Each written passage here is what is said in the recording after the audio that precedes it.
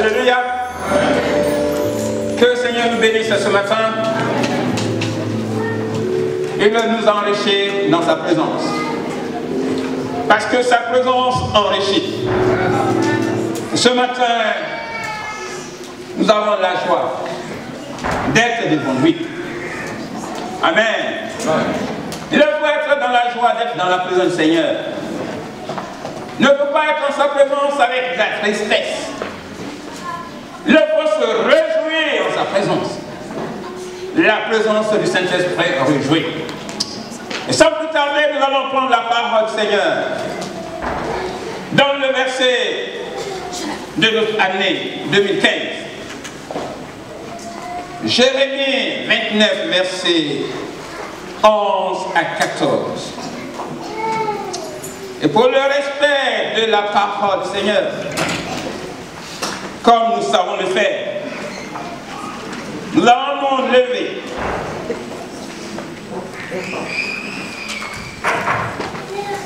Nous allons nous lever.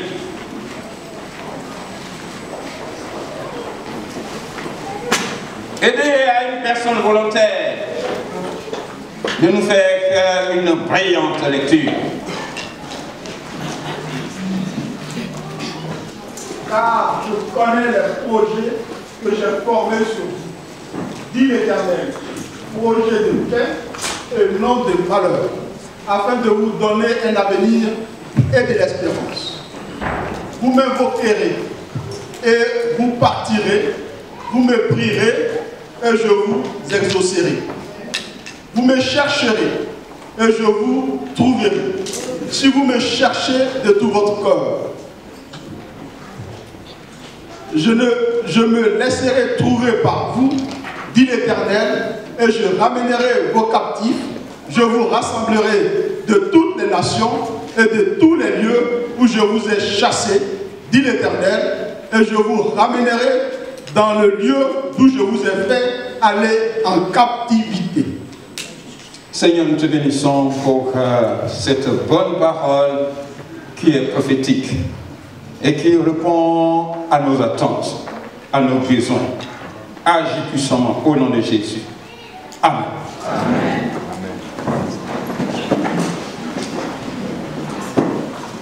Nous avons autrefois parlé de comment entrer dans les projets de Dieu.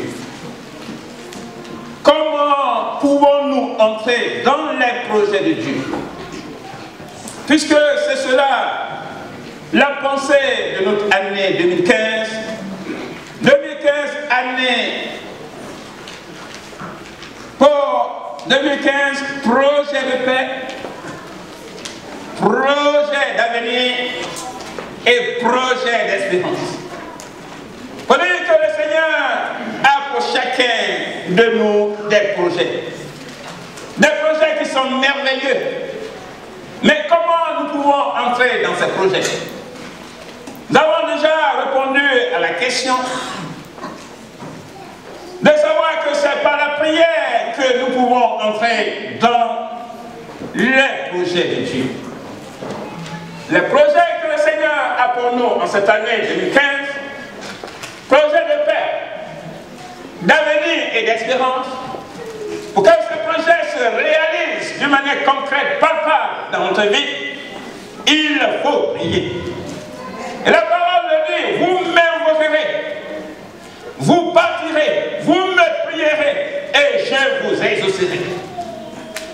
Et nous avons dit que la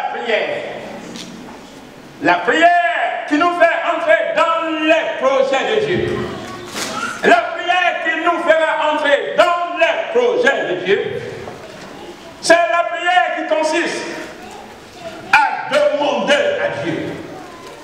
C'est la prière qui consiste à chercher Dieu. C'est la prière qui consiste à frapper à la porte de Dieu. Aujourd'hui, nous allons voir la deuxième partie. Comment entrer dans les projets de Dieu. Comment pouvons-nous entrer dans ces projets? Nous voulons les toucher. Nous voulons les voir s'accomplir. Nous voulons les voir se réaliser dans notre vie. Nous voulons être heureux. Mais comment ces projets peuvent-ils se réaliser? Deuxièmement, ils peuvent se réaliser si on connaît le Dieu qui exauce la prière. Il faut connaître le Dieu qui exauce la prière. Car il est dit dans notre parole, vous m'invoquerez, vous partirez, vous me prierez, et je vous exaucerai. Et je vous exaucerai. Alors, il ne peut exaucer la prière de ceux qui l'invoquent. Il ne peut exaucer la prière de ceux qui le cherchent, qui le prient. Que si ceux-là ont sa connaissance, ont la connaissance de son être, ont la connaissance de sa personne, ont la connaissance de sa nature, entrer dans la présence de Dieu, c'est déjà pouvoir le connaître. Sinon, on n'est pas devant lui. Si on vient devant Dieu, c'est qu'on a appris que Dieu existe. Si on vient devant lui, c'est qu'on a appris que ce Dieu est bon. Si on vient dans la présence de Dieu, c'est qu'on a appris que ce Dieu est fidèle, il est amour. Et qu'il est donc un Dieu qui est attentif, qui a un cœur et qui agit. C'est cela qui donne de la force, de l'énergie à ma prière, parce que je sais que ce Dieu est sensible. Il m'écoutera et il m'exaucera. Alléluia. Si tu es là ce matin, tu as une demande à faire à Dieu. Mais qui est ce Dieu pour toi? Il faut le connaître. Si Israël s'approche de Dieu, c'est que Israël connaît Dieu. Mais comment le connaît-il? Et comment nous le connaissons? Comment entrer dans le projet de Dieu? Il faut connaître le Dieu qui exauce la prière. Le Dieu qui exauce la prière est un Dieu qui est adoré. C'est un Dieu qui est adoré. La spécificité d'un Dieu, la spécificité d'une divinité, c'est l'adoration. Si tu dis que, si tu sais que ce Dieu existe et qu'il exauce la prière, il ne faut jamais oublier que ce Dieu aime être adoré. Et qu'il exige l'adoration. C'est-à-dire que lorsqu'on vient devant Dieu, il faut que notre cœur soit disposé et prédisposé à l'adorer, à le magnifier, à l'honorer, à l'exalter, à l'élever, à le magnifier d'abord dans notre vie. Alléluia. Alléluia. C'est dans cela que son cœur est touché et qu'il peut alors être attentif à notre prière, à notre demande, à notre invocation. Jésus répond à la femme samaritaine, Jean 4, verset 24. Dieu est esprit. Et il faut que ceux qui l'adorent, l'adorent en esprit et en vérité. D'abord l'adoration. Avant de demander à Dieu, d'abord l'adoration. Avant de faire des requêtes à Dieu, d'abord l'adoration. Dieu est esprit. Et il faut que ceux qui l'adorent en esprit et en vérité. Il faut d'abord reconnaître que ce Dieu, il aime la prosternation de notre cœur, de notre âme et de notre esprit devant lui. Il faut qu'on s'incline d'abord devant lui et qu'on lui donne toute autorité sur notre vie. Alléluia. Amen. Alléluia. Amen. Dieu qui exauce la prière est un Dieu qui est adoré, magnifié, exalté, loué, honoré. Le cœur de l'adoration à Dieu, c'est l'offrande. L'offrande d'un sacrifice. Comment adorer ce Dieu? Comment Israël adorait-il ce Dieu? Et comment pouvons-nous adorer ce Dieu? Avons-nous appris à adorer Dieu? Quelle leçon avons-nous retenu de l'adoration à Dieu? Comment venons-nous dans la présence de Dieu pour qu'il nous écoute, pour qu'il nous exauce, pour qu'il soit sensible à notre égard? Le cœur de l'adoration à Dieu, c'est d'abord lui offrir un sacrifice. Avant qu'on lui demande ce qu'on veut lui demander, d'abord, on lui offre d'abord un sacrifice. C'est-à-dire que la preuve qu'on est venu l'adorer.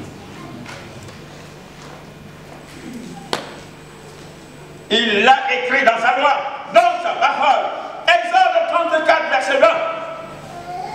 Tu rachèteras avec un agneau le premier-né de l'âne.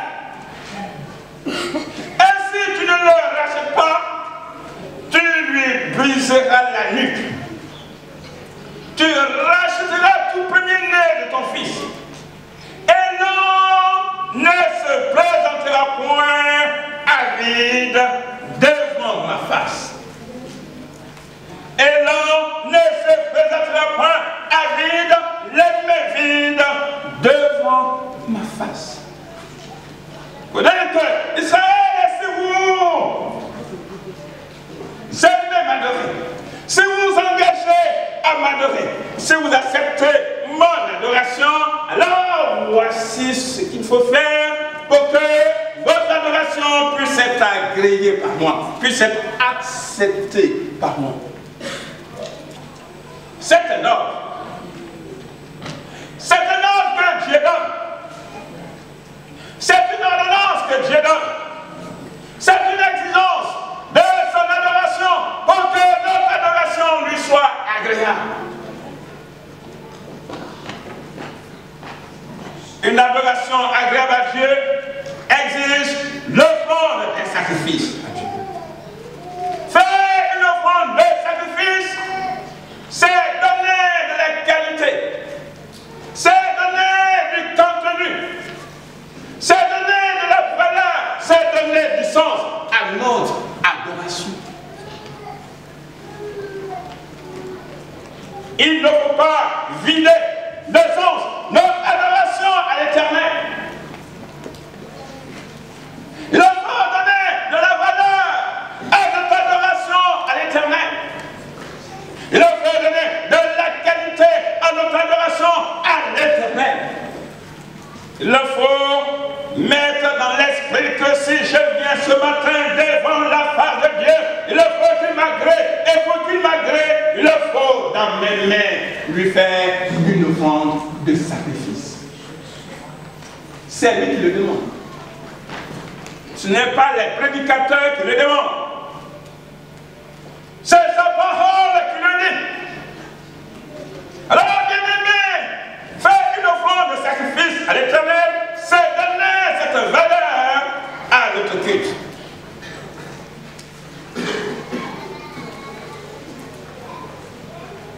D'abord, comprendre que notre vie entière, nous devons comprendre que notre vie entière, toute notre vie, nous devons comprendre que toute notre vie, notre être tout entier, doit être une offrande, doit être considéré comme une offrande de sacrifice à Dieu. Si je m'approche de lui, c'est vrai, je peux avoir quelque chose dans la main pour donner de la contenu à mon approche de l'Éternel. Mais comprends déjà que toute ma vie, comprends déjà que tout mon être, comprends déjà que toute ma personnalité doit être une offrande de sacrifice à ce Dieu. Si je comprends cela, ça veut dire que je comprends aussi le sens du sacrifice. Et si je comprends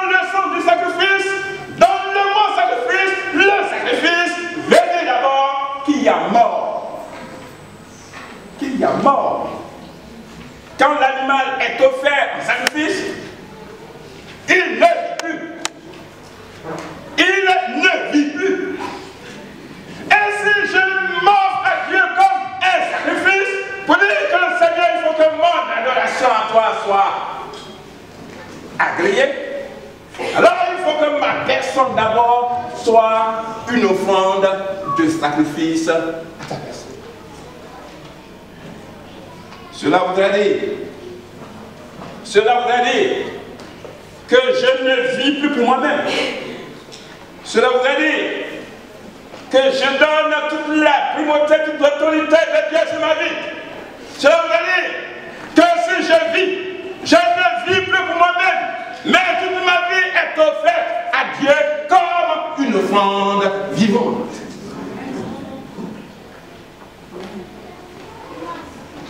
L'apôtre Paul accomplit cela. Galates 2, verset 20. Il a dit, crucifié avec Christ, ce n'est plus moi qui vis, je ne vis plus, mais ma vie présente, je la vis dans la foi au Fils qui m'a aimé et qui m'a sauvé. Je lui ai donné toute ma vie. Amen. Alléluia. Amen. Je lui ai donné toute ma vie. Romains 12, verset 1. Le Seigneur dit, je vous exhorte. Donc, frère, par les compassions de Dieu, offrez vos corps comme un sacrifice vivant, saint, agréable à Dieu, ce qui sera d'autre part un culte raisonnable. Un culte raisonnable. Alléluia. Amen. Si tu es visiteur et que tu es là ce matin, comprends que si tu es là ce matin, tu es là pour Dieu. Amen. Si tu es là ce matin, est la condition que tu es là pour Dieu. Et si tu es là pour Dieu, il faut te convaincre à ton esprit, en ton âme, que ta vie doit appartenir tout entière à Dieu ce matin. Amen. Sinon, tu seras venu en promenade. Sinon, tu seras venu en touriste. Sinon, tu seras venu en balade. Voici comment il faut comprendre. Venir dans la présence de Dieu. Si je viens dans la présence de Dieu, c'est que je suis prêt à dire à Dieu, tiens mon cœur, tiens mon esprit, tiens mon être entier ce matin. Amen. Amen. Offre à Dieu ta vie ce matin comme un sacrifice vivant. Oui, Seigneur, je reconnais que c'est toi qui m'as créé. Je reconnais que mon existence dépend de toi. Je reconnais que je ne peux vivre sans toi. Je me donne à toi entièrement ce matin. Amen. Sinon, tu seras un touriste parmi les enfants de Dieu ce matin.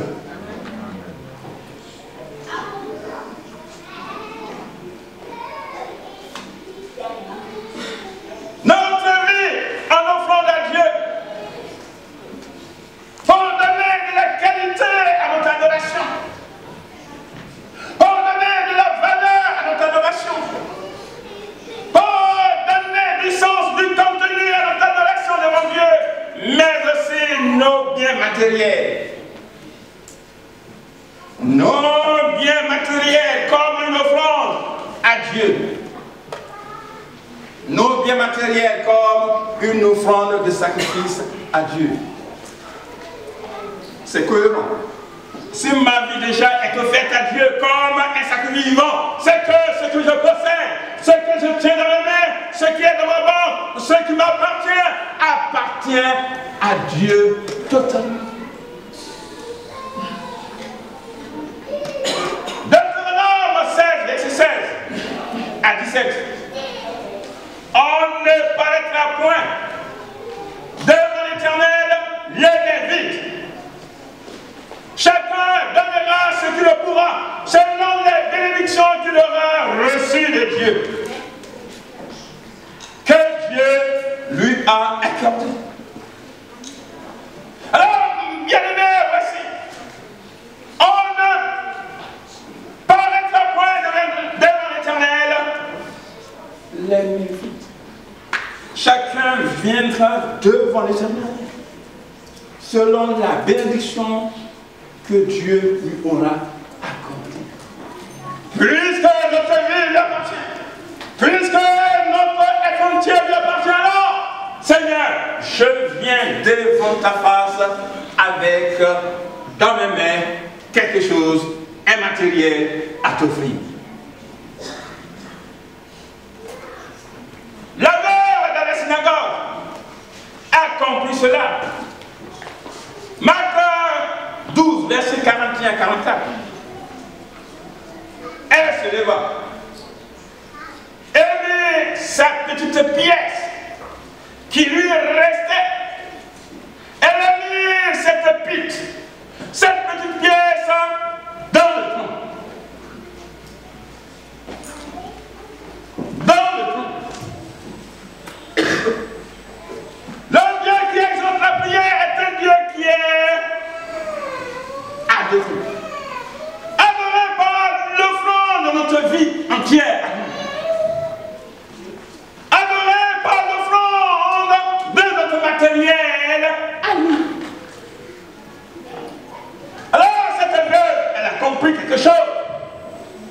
Veuve, venez, une personne qui a perdu son mari, qui n'a plus de soutien physique, qui vit seule. La personne attrape à gauche, à droite, pour tenir le coup. N'a pas de soutien autre que la personne elle-même. Elle lutte chaque jour. Elle combat chaque jour. Elle souffre chaque jour. Elle n'a personne pour lui donner de l'espoir et de l'espérance. Ce qu'elle possède est tout pour elle. Et ce qu'elle possédait est tout pour cette veuve. Et elle n'avait plus rien. Elle n'avait qu'une petite pièce qui lui restait. Mais elle a compris que toute sa vie était à Dieu. Elle a compris que son être appartenait à Dieu. Elle a compris que son existence était entièrement dans les mains de Dieu. Alors quand elle est venue dans la présence de Dieu, elle a regardé et dit, cette pièce, la seule qui me reste pour ma soupe du soir. Mais quand elle vit que les gens se levaient pour aller mettre dans le tronc, elle dit, il ne faut que mon culte, elle continue. Elle dit, il faut que mon adoration à Dieu ce matin ait du sens. Elle dit, ce matin, il faut que je donne de la qualité à mon approche à Dieu. Elle a dit, il faut que je donne du sens à mon culte ce matin à Dieu. Alors combien il me reste? Qu'est-ce de ma poche? Une petite pièce qui me servira de prendre mon transport. Je m'avance, je me lève et je viens, la petite pièce, je la mets dans le fond pour dire à Dieu, voici toute ma vie, je te l'offre ce matin. Amen. Alléluia. Amen. Alléluia. Amen. Elle s'est levée. Elle s'est levée. Elle s'est levée. Elle s'est levée. Avec le pain qu'elle avait, elle s'est levée. Dans la présence de Dieu, bien-aimé, levons-nous aussi. Quand on dit, on va offrir quelque chose à Dieu, levons-nous aussi pour donner de la qualité du sens à notre présence devant Dieu. Alléluia. Il y a des gens qui ne se lèvent jamais. Il y a des gens qui ne se lèvent jamais. C'est pas pour rien, on ne passe plus les paniers dans les rangs. Là, dans la Bible, les gens se levaient. Ils quittaient leur place et venaient devant Dieu, offraient à Dieu pour donner de la qualité, pour donner du contenu, pour donner du sens à leur adoration. Encourageons-nous ce matin à nous lever, à venir vers le panier de Dieu et à offrir à Dieu l'offrande de notre vie. Amen. Le Seigneur, tiens.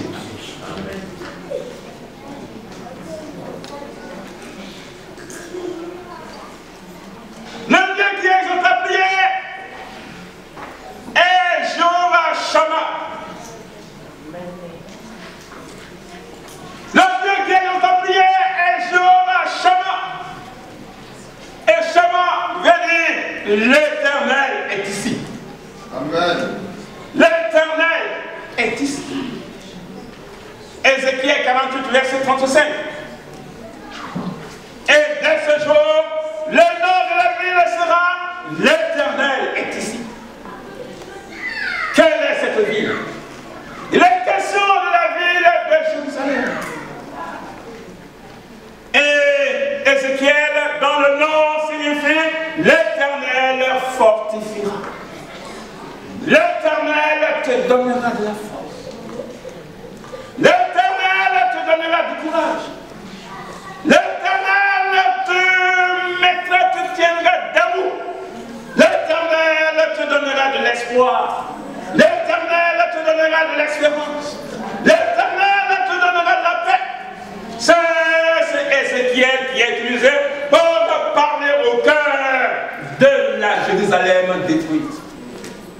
ne regarde pas à tes ruines, ne regarde pas à ta désolation.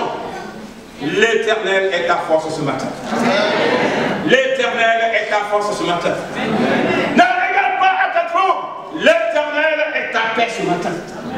Ne regarde pas à ton désespoir. L'Éternel est ton espoir ce matin. Ézéchiel, l'Éternel qui fortifie. L'Éternel fortifiera. Il est contemporain, prophète contemporain de Jérémie. Jérémie, c'est dans Jérémie que nous sommes. Je connais les projets que j'ai formés pour toi, projets de paix, non de malheur, pour te donner un avenir et de l'espérance. Nous sommes dans Jérémie, Ézéchiel, prophète contemporain de Jérémie. Ils ont donc la même mission de fortifier le peuple de Dieu. Alors, ce message est en deux parties. Message de jugement et message d'espoir. Le peuple d'Israël est au cœur du péché d'idolâtrie. Ce peuple subit un dur, sévère jugement de Dieu. La Shekinah de l'Éternel, la gloire de l'Éternel est partie du temple. La gloire de l'Éternel est partie de la ville de Jérusalem. S'en est allée. Conséquence. Quand la gloire de Dieu s'en va, conséquence. La destruction du temple. La destruction de Jérusalem par les armées étrangères, les armées babyloniennes. La déportation du peuple. La dispersion du peuple. La déportation du peuple en Babylone. La main de Dieu s'est retirée. Et la main de Dieu se retire de là où il y a l'idolâtrie. La main de Dieu se retire de là où il y a l'adoration des idoles. Alors, la gloire de l'Éternel s'en va, puisque je me manifeste, je suis au milieu de toi et tu ne m'adores pas, mais tu préfères adorer les idoles. Alors, je m'en vais, je me retire, je m'en vais. Et pour conséquence, le jugement de Dieu, de l'Éternel sur le peuple.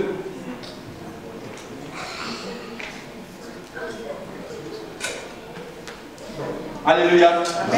Parce que nous sommes une créature de Dieu. Qu'on ne le veuille pas, qu'on y croit ou qu'on ne croit pas, on est créature de Dieu. Et puisqu'on est créé pour adorer Dieu, et si nous ne l'adorons pas, alors il exerce son dur, sévère jugement sur notre vie. La main de Dieu se retire de là où il y a l'adoration des idoles. La main de l'Éternel se retire de la société qui adore les idoles. Et le Seigneur juge sévèrement ces sociétés et la disperse. La main de l'Éternel se retire de la famille qui adore les idoles. Le jugement de Dieu s'exerce sur la famille et il disperse la famille. La main de Dieu se retire du couple où la femme est adorée. Où la femme est adorée. Où l'homme est adoré. Le couple est une institution de Dieu. Et quand le couple est formé, le Seigneur veut être au cœur du couple. Il veut être au premier plan du couple. Il veut que dans le cœur du mari, il veut posséder le trône du cœur du mari. Il veut être le premier adoré dans le cœur du mari. Il veut être le premier adoré dans le cœur de la femme. C'est pourquoi dans le couple, on doit pas adorer son mari. C'est pourquoi dans le couple, on ne doit pas adorer sa femme. C'est l'Éternel qui est adoré et qui doit être adoré. Alléluia. Chérie, je t'adore. Non, je refuse. C'est l'Éternel qu'il faut adorer. Et là que tu adores l'Éternel, le mari a sa place. Alors que tu adores l'Éternel, la femme a sa place. Amen. Elle, c'est l'Éternel puisqu'il est adoré dans le couple. Alors c'est lui qui devient le troisième fil de ce couple, qu'il ne pourra jamais se couper, qu'il ne pourra jamais se rompre et qui veillera au bonheur de ce couple. Parce qu'il est là d'une manière solide. Parce que le couple est tissé sur lui. Et puisque le couple est tissé sur lui, est formé sur lui, alors il y a une garantie, il y a une protection. Et puisqu'il y a une garantie, il y a une protection, alors le bonheur est là. Et alors on peut le dire, je t'aime. Amen. Alléluia. Je t'aime parce que l'Éternel est là dans mon cœur. Amen. Alors c'est l'Éternel qui renouvelle maintenant, qui sanctifie maintenant l'amour à l'égard de ma femme, qui sanctifie maintenant, qui purifie maintenant l'amour à l'égard de mon mari. Et quand je dis chérie, je t'aime, c'est onctionné par le Saint-Esprit et son cœur est touché. Alléluia.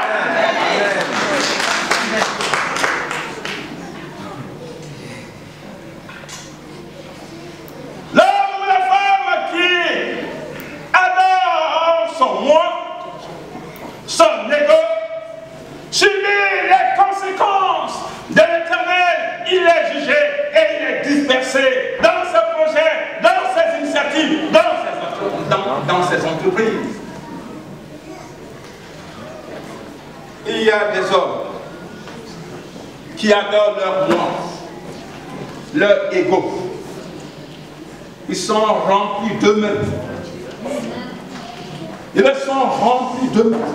Ils ne voient pas l'adoration de l'Éternel. Mais plutôt, ils voient leur propre adoration.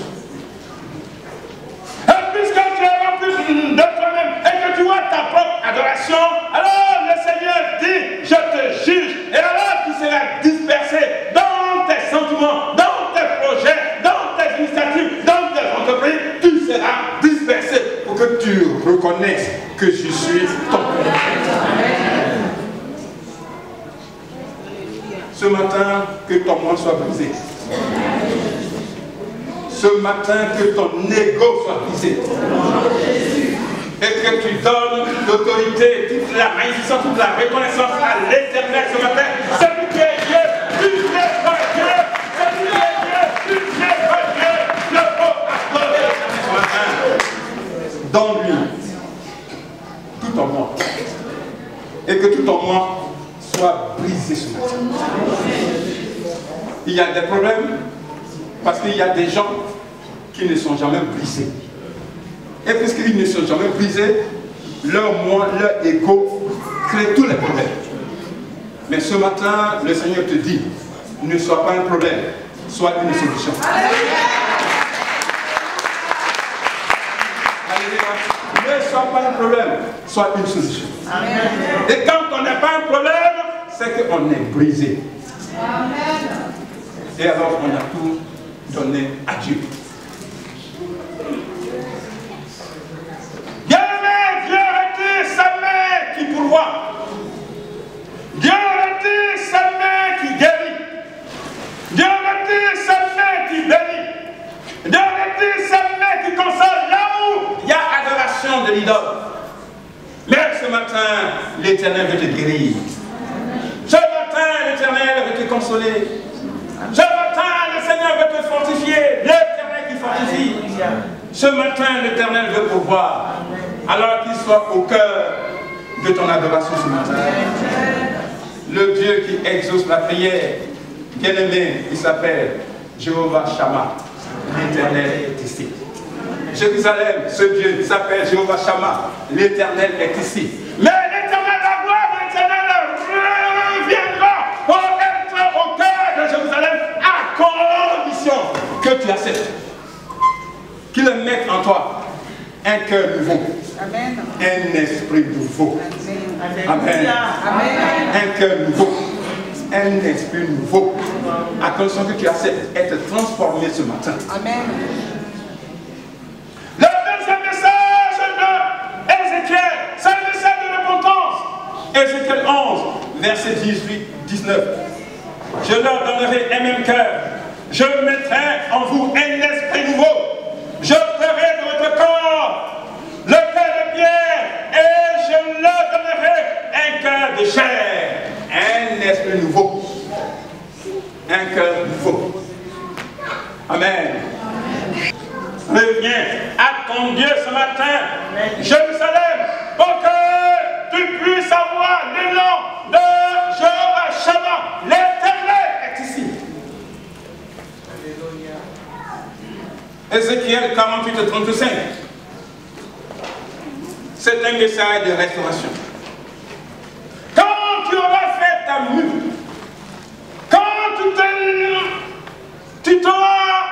tu te seras laissé transformer, quand tu seras revenu à l'Éternel, quand tu auras abandonné tes idoles, alors l'Éternel commencera en toi un processus de transformation à sa gloire, à sa ressemblance. Alors l'Éternel reviendra habiter au milieu de toi et ton nom nouveau sera l'Éternel est ici. L'Éternel est ici. Le Dieu qui exauce la prière est Jéhovah Shammah. Celui qui relève des ruines. Celui qui renouvelle et rebâtit les murs de Jérusalem. Celui qui essuie les larmes des habitants de Jérusalem qui pleurent. Parce que ce peuple s'est réconcilié avec l'Éternel. L'Éternel est ici. L'Éternel veut être ce matin dans ta vie. L'Éternel veut être dans tes projets. L'Éternel veut être dans ton emploi. L'Éternel veut être dans tes recherches. L'Éternel veut pouvoir tes diplômes. L'Éternel veut être là pour que ton avenir soit radieux ce matin. L'Éternel est ici. L'Éternel est sur ta vie. L'Éternel est sur ta maison. L'Éternel est sur ta famille. L'Éternel est sur tes projets. L'Éternel est dans ton diplôme. L'Éternel est sur tes enfants. L'Éternel est dans ton projet. L'Éternel est ici. Alléluia. L'Éternel est dans cette église. Si le cœur de chacun se réconcilie à lui, alors l'appellation sera l'Éternel est ici. Chaque invité viendra et il dira l'Éternel est ici. Celui qui te visite et qui rentre dans ta maison dira l'Éternel est ici. Parce que la gloire de Dieu ne se cache pas. La gloire de Dieu ne se cache pas. La gloire de Dieu se révèle. La gloire de Dieu se voit. Le Seigneur te fait sa gloire se révèle.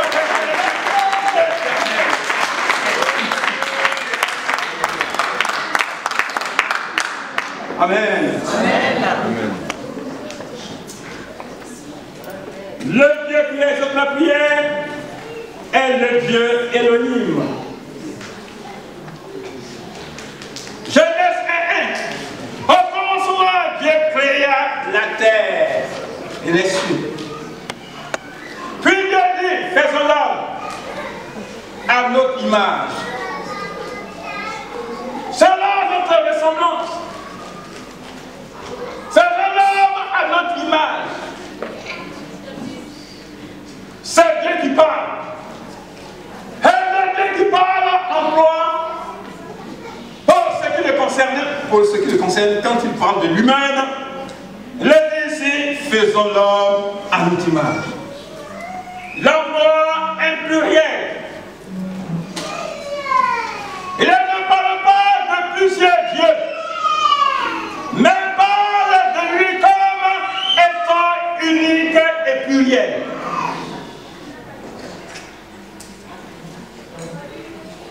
Il parle de lui comme étant le Dieu unique et pluriel. Alors on parle d'un singulier pluriel. Alors je ne sais pas si ça existe en lettres modernes françaises. Mais en tout cas, c'est comme ça qu'on comprend cela. On parle là d'un singulier pluriel. Ah, c'est pas facile, hein? Quand on médite sur les choses de Dieu, hein, on s'en va hors des normes établies par les langues. Alors les Juifs appellent ce Dieu singulier et pluriel, les Juifs l'appellent Elohim.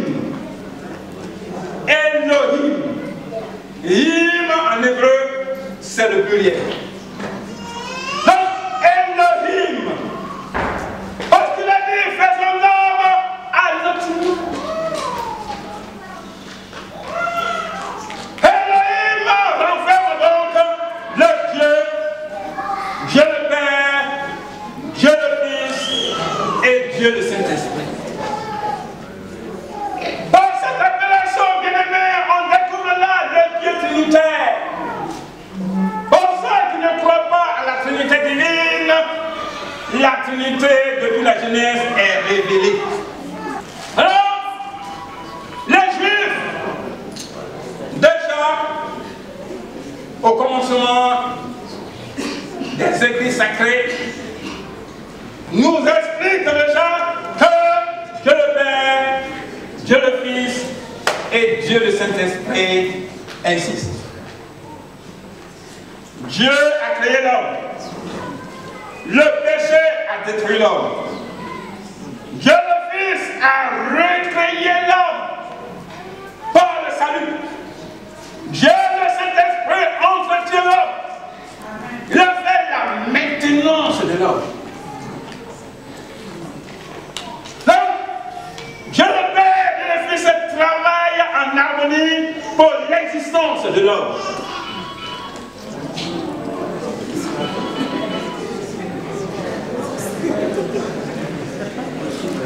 Ne vous laissez pas distraire par les... Ok, allons-y. Bon, alors ça veut dire qu'il faut en même temps fermer les portables. Alors, allons-y, bien aimé. Dieu le Père a formé l'homme. Le péché a déformé l'homme. Dieu le Fils a reformé l'homme. Dieu le Saint-Esprit a transformé l'homme. Vous comprenez cela? Amen. Dieu a formé l'homme. Le péché a déformé l'homme. Dieu le Fils a reformé l'homme. Et Dieu le Saint-Esprit a transformé l'homme. Et le Seigneur veut nous transformer ce matin. Amen. Et le Seigneur veut nous reformer ce matin. Parce que l'homme qui nous a créés à sa ressemblance, une belle œuvre magnifique. Le péché vient et a détruit. Et quand le péché vient pour détruire, alors il nous éloigne de Dieu. Et quand il nous éloigne de Dieu, on ne connaît plus Dieu, on cherche nos propres voies. Conséquence, on se détruit davantage. Mais le Fils nous ramène à Dieu, Jésus-Christ. Il nous reforme pour nous donner une belle image devant Dieu. Et cette belle image est maintenant transformée chaque jour. Elle est maintenant transformée chaque jour. Transformée de gloire en gloire. Transformée de gloire en gloire. Les détritus, ce qui est sale, les soudures, et tout ça, le Saint-Esprit travaille chaque jour. Il enlève la colère, il enlève les racunes, il enlève les adultères, il enlève les mensonges, il convainc nos cœurs, il nous amène dans le droit chemin, il fait la transformation pour que nous puissions arriver à la gloire de Dieu. Alléluia. Amen. Alléluia. Amen. Dieu a créé l'homme. Il est le mécanicien de l'homme. Dieu est le réparateur de l'homme. Il connaît le manque de l'homme. Il connaît la pièce manquante de l'homme. Et quand une pièce manque dans ta vie, alors c'est lui qui vient et qui te la remplace ce matin.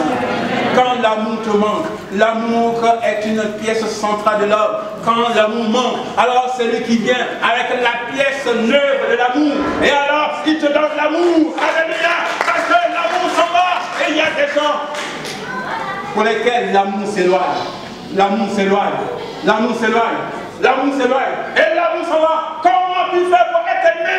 Le Seigneur dit, je t'aime de toute éternité. Ce matin.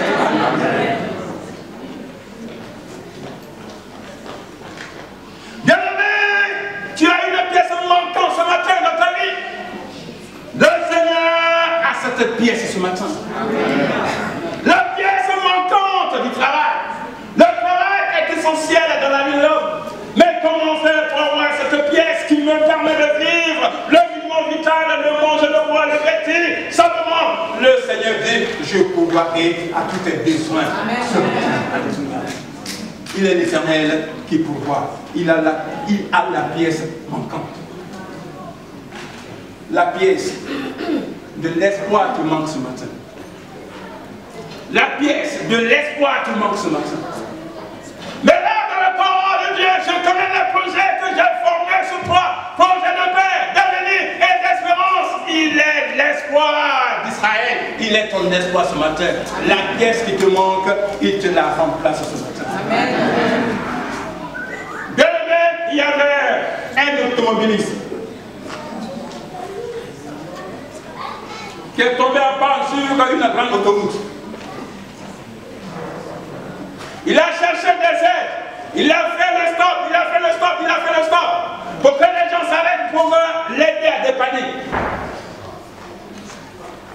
Les plus gentils se sont arrêtés pour l'aider, ça n'a rien donné. Tel vient, il s'arrête, il soulève le capot, il regarde, il fait rien. Ne tombez pas en panne sur l'autoroute, c'est dangereux. Et là, un automobiliste est venu. Il a garé. Il ne s'est même pas occupé de la personne. Oui, non. Il a ouvert le capot. Il est entré, il a pris le volant. Il est revenu. Il a fait. Paf. Il a enlevé la pièce. Il est parti lui dans sa voiture. Il a pris la pièce. Il a mis les dents. Il a pris le volant. Il a commencé à démarrer. Il a arrêté la voiture. Il a dit, venez, tenez votre voiture, tenez ma carte de visite. Quand le monsieur a pris la carte de visite, il a vu, que la carte de visite porte le nom du constructeur de son véhicule. Il a vu, il a dit Henry Ford, parce qu'il était dans une Ford. Alors la carte de visite, monsieur Henry Ford. C'est seul le constructeur qui pouvait le dépanner. Seul le constructeur avait la pièce manquante. Il a eu sa chance que c'est le constructeur qui passait ce jour-là. Le constructeur s'est arrêté. Il a réglé le problème en un instant. Alléluia. Dieu Elohim, le constructeur de ta vie, c'est ta pièce manquante sur la terre.